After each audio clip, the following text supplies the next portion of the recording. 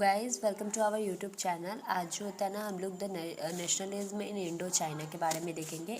सबसे पहला टॉपिक क्या है? Emerging from the shadow of China. देखिए, Indo China comprises modern countries of Vietnam, Laos and Cambodia. Indo China जो होता है ना, वो 3 कंट्रियों से मिलकर बनता है। वियतनाम, लाओस, कंबोडिया से 3 शहरों से मिलकर बना है। ठीक है। Its early history show many different group of people living in area under the shadow of the powerful empire of China. देखिए, इसका पुराना इतिहास इस बात का गवाह है ना कि पहले जो लोग थे ना, वो चाइना के जो एम्पायर थे ना, उनके छत्र छाया में रहते थे, मतलब उनके गुलाम थे। Even when an independent country was establish in what is now northern and central Vietnam, its ruler continue to maintain the Chinese system of government as well as Chinese culture. जब यहाँ तक कि जब ये कंट्री अपने आज़ाद भी हो गया ना, फिर भी जो था यहाँ के the even when an independent country was establish, जब यहाँ पे एक इंडिपेंडेंट कंट्री जो एस्टेब्लिश हुआ, जो कि अभी नॉर्दर्न एंड सेंट्रल वियतनाम के नाम से जाना जाता है, लेकिन फिर भी चाइनीज़ के जो रूलर थे ना, इस पर राज करते थे। Vietnam was also linked to what has been called maritime silk route and brought good peoples and idea. Vietnam जो था ना, उसका लिंक जो था ना, मतलब वियतनाम से ही होकर जो था सिल्क वगैरह जो था, लोग, पीपल्स, आइडियाज़ वगैरह ट्रेवल करता था। अदर नेटवर्क्स ऑफ ट्रेड, दूसरा भी ट्रेड का नेटवर्क्स वगैरह था, जहाँ से वियतनाम के लोग जो थे वो दूसरे कंट्रीज जाते थे रहने के लिए।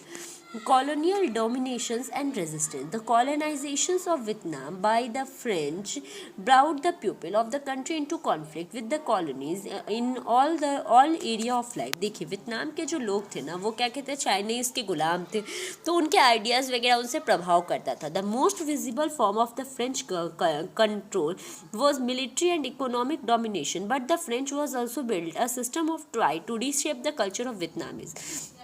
देखिए, वियतनाम जो था वो ना फ्रेंच के कॉलोनिस्ट पावर में था। ठीक है। तो फ्रेंच जो था सिर्फ वियतनाम पे राज नहीं कर रहा, कल्चर वगैरह को भी चेंज करने की कोशिश कर रहा था। Nationalism in Vietnam emerge through the effort of different sections of society fight against the French eight they represent. अब इसी के थ्रू क्या हुआ ना कि फ्रेंच के लोग, जो वियतनाम के लोग थे ना, उनको जो होता है ना, उनके अंदर जो होता है नेशनलिज्म जागरूक हुआ।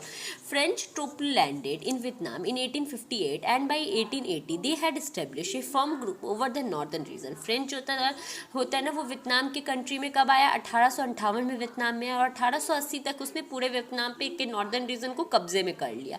आफ्टर द फ्रेंचो चाइनीज वार के बाद फ्रेंच अज्यूम कंट्रोल, उसने टोंकिन और अनम को अपने कंट्रोल में ले लिया। French Indo China was form 1887 में फ्रेंच इंडो चाइना का फॉर्मेशन हुआ।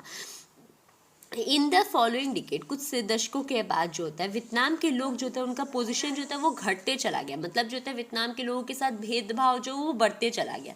Nationalism develop out of this reflection. Nationalism जो था ना, क्या कहते हैं, जो उन लोगों की यही सब चीज़ के चलते ना, उनके मन में ना राष्ट्रवाद की भावना आई।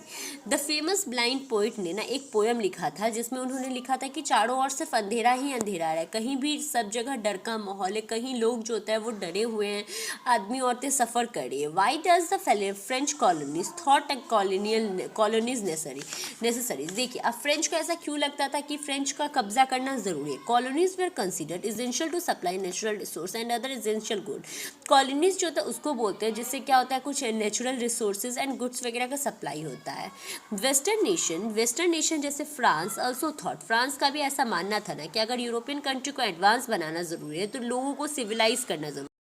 Begin by building a canal. French जो होता है वो कैनल वगैरह बनाने लगा वियतनाम में, ताकि कल्टीवेशंस वगैरह इंक्रीज हो। The vast system of irrigation work, बड़े बड़े सिस्टम कैनल्स वगैरह पे काम करने लगा, लेबर वगैरह पे। राइस प्रोडक्शन बढ़ाने लगा, राइस का एक्सपोर्ट वगैरह करने लगा दूसरे कंट्री में। The area under rice cultivation के अंदर जो एरिया थे ना, वो 2,74,000 हेक्टेयर इन 1873 में थे, जो बढ़कर 1.1 मिलियन हेक्टेयर हो गए 19 और 2.2 मिलियन हो गए 1930 में। वियतनाम एक्सपोर्टेड, वियतनाम जो था ना, अपने प्रोडक्शन का 2/3 पार्ट जो था वो एक्सपोर्ट कर देता था, और दुनिया का सबसे बड़ा एक्सपोर्टर बन गया राइस के मामले में।